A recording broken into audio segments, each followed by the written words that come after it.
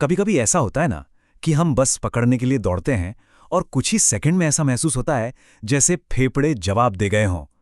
वो चंद पलों की दौड़ असल में हमारी सहन शक्ति की एक छोटी सी परीक्षा होती है। शुरुआत में तो हम जोश में तेजी से भागते हैं, लेकिन असली कहानी तब शुरू होती है जब पैर भारी लगने लगते हैं और हर सांस एक चुनौती बन जाती है। वो एक पल होता है जो तय करता है कि बस हाथ आएगी या निकल जाएगी। ये अनुभव हम सबने कभी न कभी महसूस किया है। पर क्या हमने कभी ये सोचा है कि इस क्षमता को, इस सहन शक्ति को वैज्ञानिक तरीके से कैसे मापा जा सकता है? कैसे एक एहसास को एक नंबर में, एक आंकड़े में बदला जा सकता है जो हमारी फिटनेस का सही सही हाल बता सके? आज हम एक ऐसे ही टेस्ट की दुनिया में गहराई से उतरने वाले हैं जो ठीक यही काम करता है। तो सवाल बहुत सीधा है। ठीक 12 मिनट में कोई इंसान ज्यादा से ज्यादा कितनी दूर जा सकता है? अब ये सवाल सुनने में जितना आसान लगता है उतना है नहीं। ये सिर्फ रफ्तार का इम्तिहान नहीं है और ना ही ये कुछ देर की ताकत का प्रदर्शन है। ये सवाल सीधे सीधे हमारे शरीर की सहन शक्ति की सीमाओं को चुनौती देता है। 12 मिनट का समय, ये एक बहुत ही सोच समझकर चुना गया आंकड़ा है। ये इतना कम नहीं है कि कोई सिर्फ अपनी स्प्रिंटिंग पावर का इस्तेमाल कर ले, और इतना लंबा भी नहीं है कि ये मैराथन जैसा बन जाए।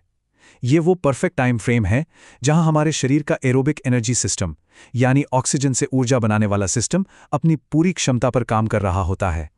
कूपर टेस्ट का पूरा सिद्धांत इसी पर टिका है, और इसका जवाब हमारे दिल और फेफड़ों की सेहत के कई राज खोलता है।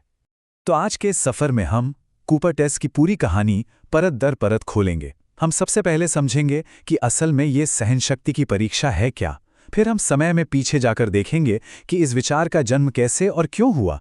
इसके बाद हम इसकी सरल बनावट और नियमों को जानेंगे। फिर हम एक कोच का नजरिया अपनाएंगे और इसके पीछे के विज्ञान और मैदान पर जीतने की रणनीति पर बात करेंगे।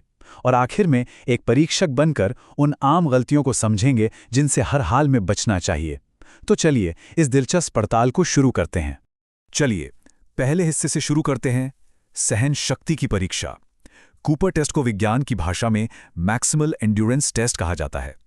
इसका सीधा सा मतलब है कि ये टेस्ट किसी भी इंसान को उसकी सहन शक्ति की बिल्कुल आखिरी हद तक ले जाने के लिए बनाया गया है। इसकी सबसे बड़ी खूबी इसकी सादगी में है। नियम सिर्फ एक है, 12 मिनट का समय तय है और इस दौरान जितनी ज़्यादा से ज़्यादा दूरी तय कर सकते हैं करनी है। ये सिर्फ एक दौड़ नहीं है, ये हमारी शारीरिक क्षमताओं का एक बहुत ही सटीक माप है। ये बताता है कि हमारा शरीर लंबे समय तक बिना रुके हाई इंटेंसिटी वाले काम को कितनी अच्छी तरह से संभाल सकता है। सोचिए, एक ऐसी दौड़ जिसमें कोई फिनिश लाइन ही नहीं है।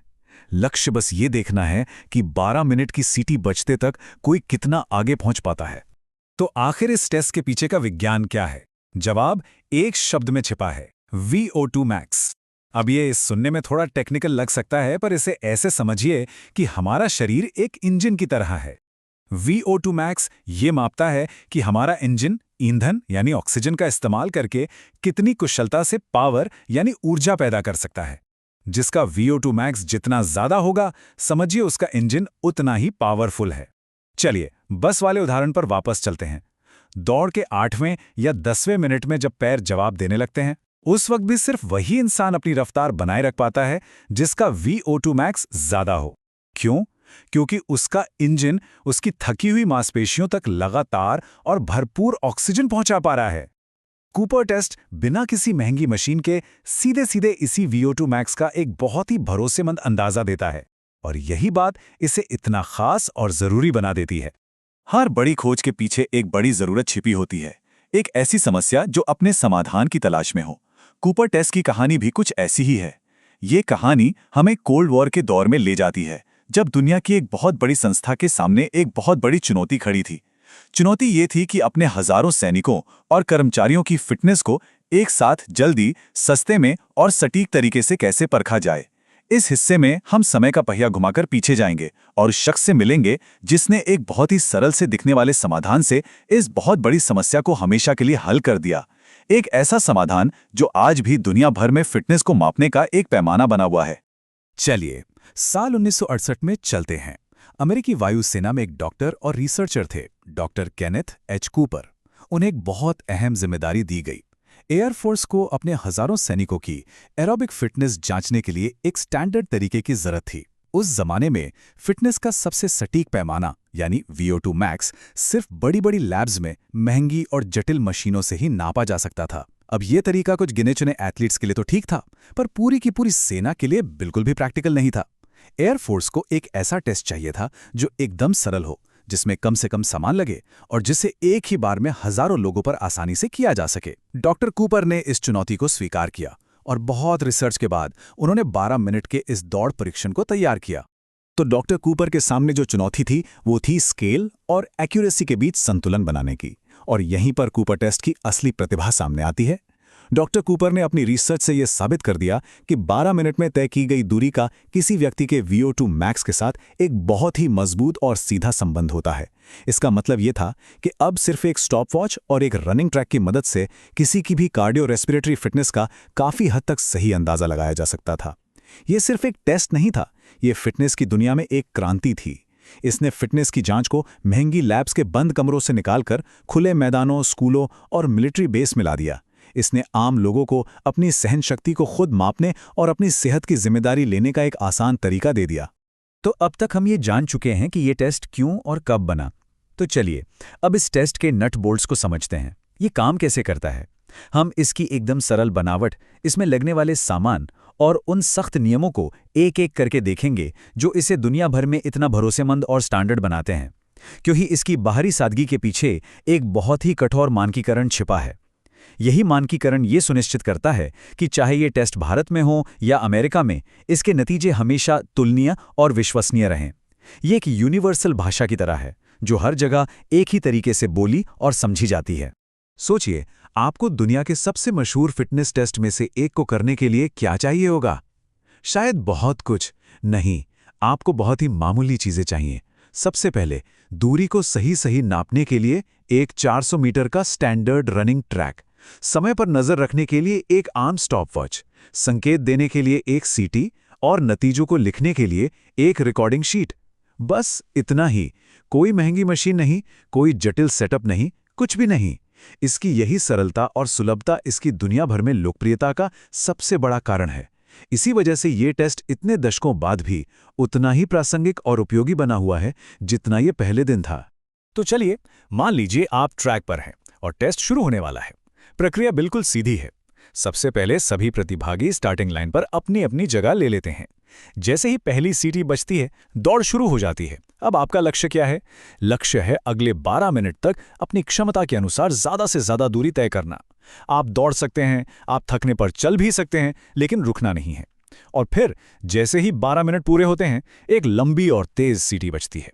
उस सीटी को सुनते ही आपको जहां है वहीं तुरंत रुक जाना है, एक भी कदम आगे नहीं। इसके बाद परीक्षक आपके द्वारा तय की गई कुल दूरी को, यानी पूरे किए गए चक्कर और आखिरी अधूरे चक्कर को जोड़कर सटीकता से माप लेते हैं। ऑलराइट टीम, हडल अप, सब लोग इधर ध्यान दो।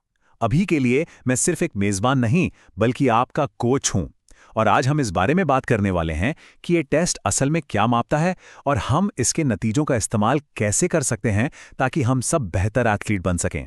मैंने देखा है कि बहुत सारे एथलीट्स, या तक कि अच्छे खिलाड़ी भी, अलग अलग फिटनेस टेस्ट के मकसद को लेकर अक्सर कंफ्यूज रहते हैं।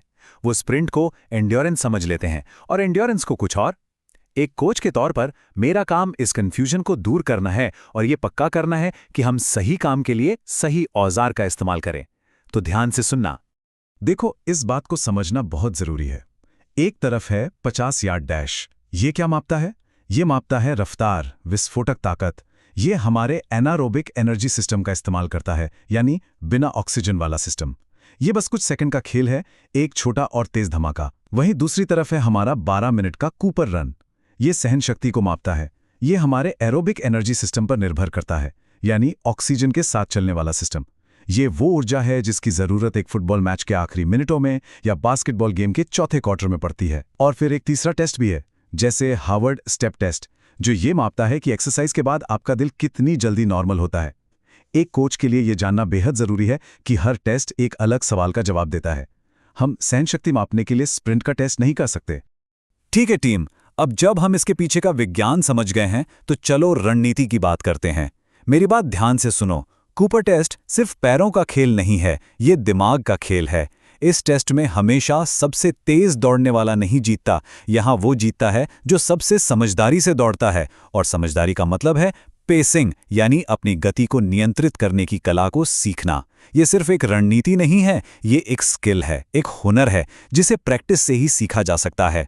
अब हम ये देखेंगे कि इस टेस्ट में अपना बेस्ट परफॉर्मेंस कैसे देना है, और फिर मैं ये भी बताऊंगा कि एक कोच के तौर पर मैं इसके नतीजों का इस्तेमाल एक मजबूत टीम बनाने के लिए कैसे करता हूं। जरा दो तरह के धावकों की कल्पना कीजिए। पहला धावक है रॉकेट। वो सीटी बजते ही गोली की रफ्तार से भागता है, सबको पीछे छोड़ देता है। ऐसा लगता है कि उसे कोई नहीं पकड़ सकता, लेकिन 5 मिनट होते होते उसके रॉकेट का सारा ईंधन खत्म हो जाता है और वो बुरी तरह हाँफने लगता है। अब दूसरे धावक को देखिए, कछुआ। वो एक स्थिर और मजबूत गति से शुरुआत करता है। उसे पता है कि ये स्प्रिंट नहीं, मैराथन है। वो अपनी ऊर्जा बचा के चलता है, और जब रॉकेट बीच रास्ते में ही ढेर हो जाता है, तब कछुआ उसी स्थिर गति से उसे पार कर जाता है, एक ऐसी गति जिसे वो पूरे 12 मिनट तक बनाए रख सकता है। ये सिर्फ एक टेस्ट की रणनीति नहीं है, ये एनर्जी मैनेजमेंट का एक बहुत बड़ा सबक है, चाहे वो मैदान पर हो या जिंदगी में। तो एक कोच के तौर पर मैं इस जानकारी का क्या करता हूं?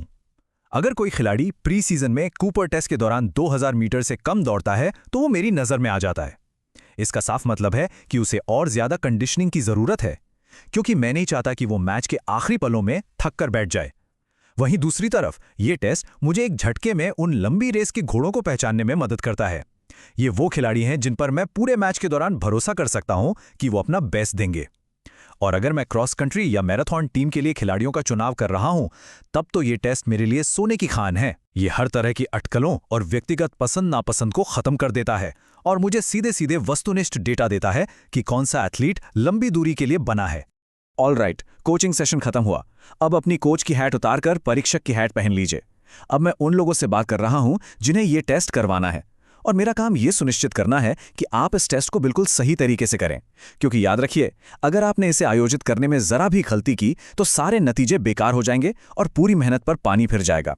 इस आखिरी हिस्से में हम उन 3 सबसे बड़ी वैचारिक गलतियों पर ध्यान देंगे जिनमें नए परीक्षक और छात्र अक्सर फंस जाते हैं। हमारा मकसद आपको वो जानकारी देना है जिससे आप सही तरीके और आम गलतियों के बीच के फर्क को साफ साफ समझ सकें। सबसे पहली और सबसे आम गलती होती है समय और दूरी के कॉन्सेप्ट को लेकर। इसे बिल्कुल साफ साफ समझना होगा। कूपर टेस्ट एक टाइम बेस्ड टेस्ट है। यहाँ पर जो चीज़ तय है वो है समय, यानी 12 मिनट। हर कोई एक साथ दौड़ना शुरू करता है और ठीक 12 मिनट बाद एक साथ रुक जाता है। यहाँ पर जो चीज़ बदल रही है वो है दूरी। सवाल ये है कि उस तय समय में किसने कितनी दूरी तय की। इसके ठीक उल्टा 1.5 मील रन जैसा टेस्ट एक डिस्टेंस बेस्ड टेस्ट होता है। वहाँ पर दूरी तय है और हम ये देखते हैं कि किसने उस दूरी को सबसे कम समय में पूरा किया। एक परीक्षक के तौर पर यह फर्क साफ करना आपकी पहली जिम्मेदारी है। सबको एक साथ रुकना है, यही इसका मूल मंत्र है। दूसरी वैचारिक गलती होती है टेस्ट के मकसद को लेकर। देखिए, आप कील ठोकने के लिए पेचकस का इस्तेमाल नहीं करेंगे, है ना? हर काम के लिए एक सही औजार होता है।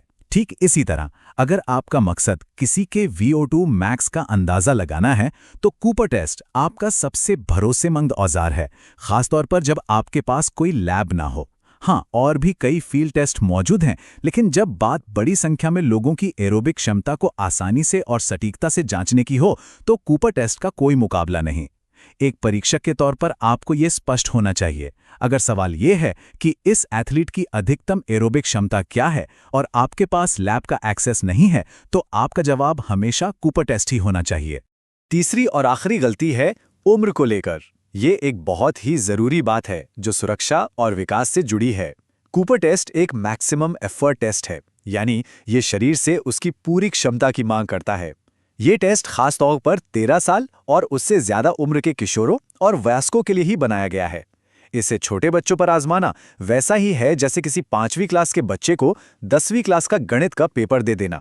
ये ना सिर्फ अनुचित है, बल्कि इसके नतीजे भी पूरी तरह से बेमानी होंगे।